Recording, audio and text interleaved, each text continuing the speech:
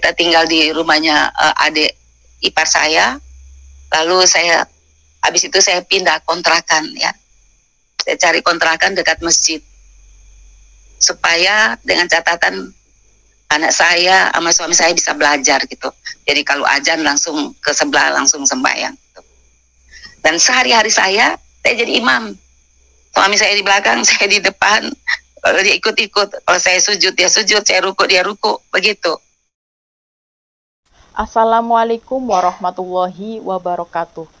Bismillahirrohmanirrohim. Alhamdulillahirabbil alamin wa bihi nasta'in wa ala umuri dunya waddin wassalatu wassalamu ala asrofil anbiya'i wal mursalin wa ala alihi wassohbihi ajmain amma ba'du.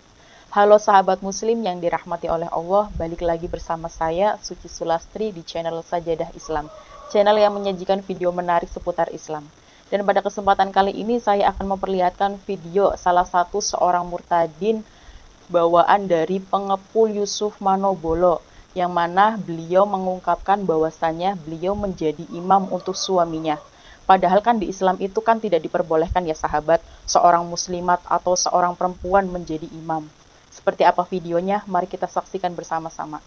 Ya, shalom. Ya, shalom. Puji Tuhan, dan saya bersyukur kepada Tuhan kalau malam hari ini saya diberi kesempatan untuk menyaksikan betapa dahsyatnya Tuhan Yesus. Dan nama saya Nuriati Mamonto.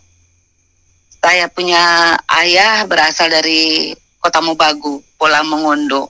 Jadi Manado, terus dari Manado ke Kota Mobagu itu kira-kira 3 jam itu perjalanan pakai mobil. Jadi ayah saya Islam dari Kota Mobagu. Ibu saya Bugis Palopo. Dan saya dibesarkan secara Islam fanatik gitu. Dan saking fanatiknya ya saya sampai dikirim ke ujung pandang untuk kuliah waktu itu. Dan di sini wanita murtadin tersebut menceritakan bahwasannya beliau adalah Islam fanatik dan beliau juga dididik keras untuk agama Islam.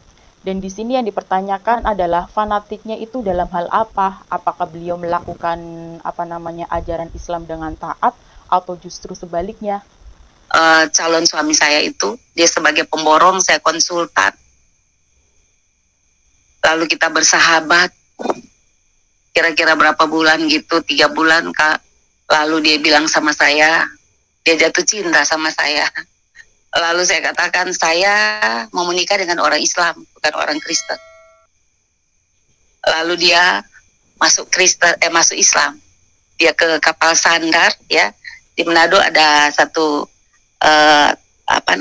tempat yang namanya kapal sandar, lorong kapal sandar. Di situ dia pergi. Lalu dia diislamkan situ, lalu dikasih kartu. Lalu dia datang kepada saya. Lalu dia bilang, saya sudah Islam. Gitu. Waktu itu saya juga sebagai remaja masjid, saya cari-cari jiwa ya untuk jadi orang Islam. Lalu dia masuk Islam, lalu dia bilang sama saya, kalau kamu tidak menikah dengan saya potong tangan kamu. Dan pada saat itu beliau itu kan memilih kontrakan yang dekat masjid, katanya biar nanti kalau punya suami dan punya anak, mereka bisa berjamaah bareng di masjid. Dan kenapa justru pas punya suami dan suaminya tidak tahu menau tentang sholat, kenapa beliau tidak menyuruh atau menyarankan untuk ke masjid, malah kenapa jadi beliau sendiri yang menjadi imam? Beliau sujud, suaminya ikut sujud, beliau ruku, suaminya pun ikut ruku. Sungguh aneh sekali ya sahabat. Seperti apa videonya? Mari kita saksikan bersama-sama. Akhirnya begitu terus, jadi Kristi umur 5 tahun, terus umur 7 tahun. Tiba-tiba suami saya bilang, mesti tambah anak 1. Katanya Kristi itu udah nakal, ya udah besar. Jadi mesti ada adiknya. Nah, jadi waktu itu saya periksa dokter. Saya ke dokter kandungan. Saya bilang, dokter saya mau hamil lagi gitu. Dia periksa, ternyata dokter bilang kandungan saya lemah. Karena sering keguguran. Jadi saya hamil 2 bulan, Kalau ada teman saya bilang saya lagi datang bulan, ya langsung juga saya datang bulan gitu. Jadi kalau 3 bulan saya punya kandungan lagi, saya lagi hamil, begitu lagi teman saya bilang, langsung lagi gugur. Akhirnya begitu-begitu terus, dan akhirnya memang dokter bilang kandungan saya udah lemah, nggak bisa hamil lagi. Jadi waktu dokter bilang saya udah nggak bisa hamil, saya pulang itu agak stres gitu ya. Saya stres, pikir-pikir gimana ini ya. Saya nggak punya keluarga di Jakarta. Terus saya lupa ya waktu itu kalau saya itu bisa kerja ya. Saya ada ijazah gitu. Lupa. Saya pulang, saya pikir kalau dia dapat waktu itu kan banyak orang perempuan suka cari dia gitu loh. Jadi kalau umpama dia sama perempuan-perempuan itu umpama ya, terus dia dapat anak di luar, terus laki-laki, gue bisa ditinggal. Itu pikiran saya waktu itu.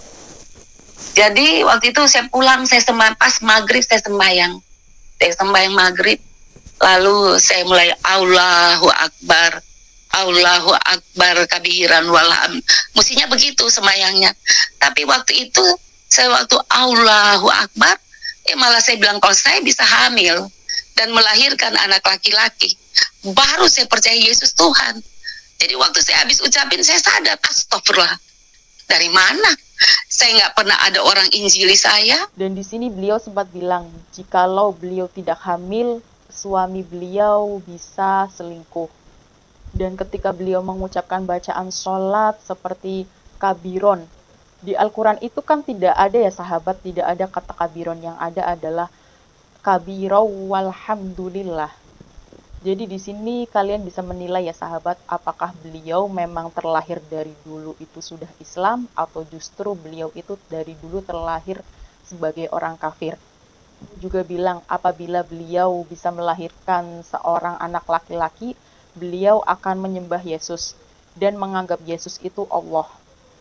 Baik sahabat, barusan sudah kita saksikan video salah satu seorang murtadin, di mana para sahabat bisa menyimpulkan bahwasannya beliau memang terlahir dari agama muslim atau justru beliau dari kecil memang sudah kafir. Jangan lupa untuk like, komen, dan subscribe serta nyalakan tombol notifikasinya agar Andalah orang yang pertama kali mendapatkan notifikasi video terbaru dari channel ini.